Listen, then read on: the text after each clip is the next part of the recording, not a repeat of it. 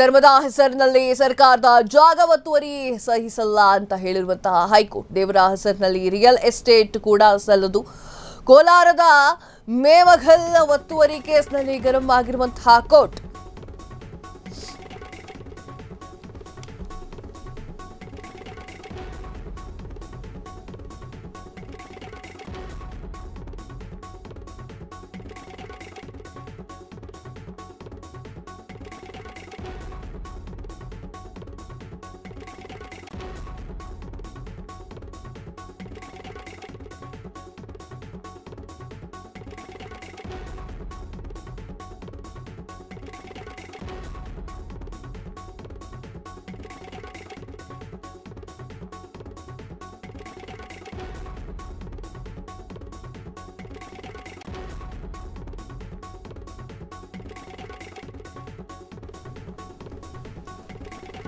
ಧರ್ಮದ ಹೆಸರಿನಲ್ಲಿ ಸರ್ಕಾರಿ ಜಾಗ ಒತ್ತುವರಿ ಸಲ್ಲಲ್ಲ. ಹೈಕೋರ್ಟ್ ಹೇಳಿರುವಂತದ್ದು ದೇವರ ಹೆಸರಿನಲ್ಲಿ ರಿಯಲ್ ಎಸ್ಟೇಟ್ ಕೂಡ ಸಲ್ಲದು.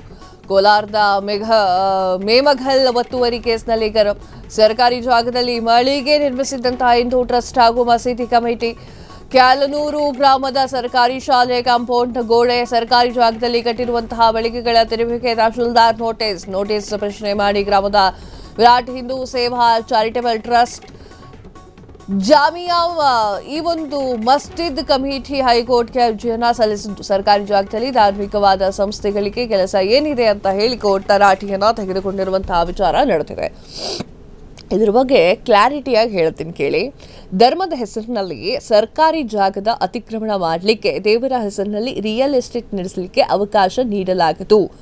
ರಾಮ ರಹೀಂ ಒಟ್ಟಿಗೆ ಬಂದಿರುವುದನ್ನ ನೋಡಿದ್ರೆ ಏನು ಸಂಶಯವಿದೆ ಅಂತ ಹೇಳಿ ಕರ್ನಾಟಕದ ಹೈಕೋರ್ಟ್ ಗುರುವಾರ ಅತ್ಯಂತ ಕಟುವಾಗಿ ನುಡಿದಿರುವಂಥದ್ದು.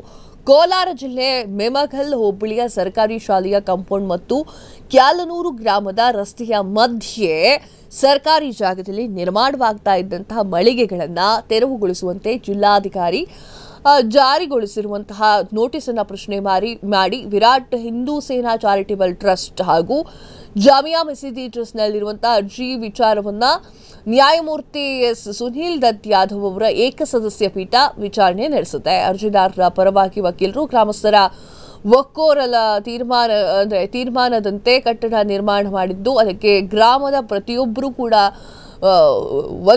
ವಂತಿಗೆ ನೀಡಬೇಕು ಅಂತ ಹೇಳಿದ್ದಾರೆ. ನಾಳೆ ಕಟ್ಟಡ ತೆರವು ಮಾಡಲಿಕ್ಕೆ ಜಿಲ್ಲಾಡಳಿತ ನಿರ್ಧಾರ ಮಾಡಿದೆ.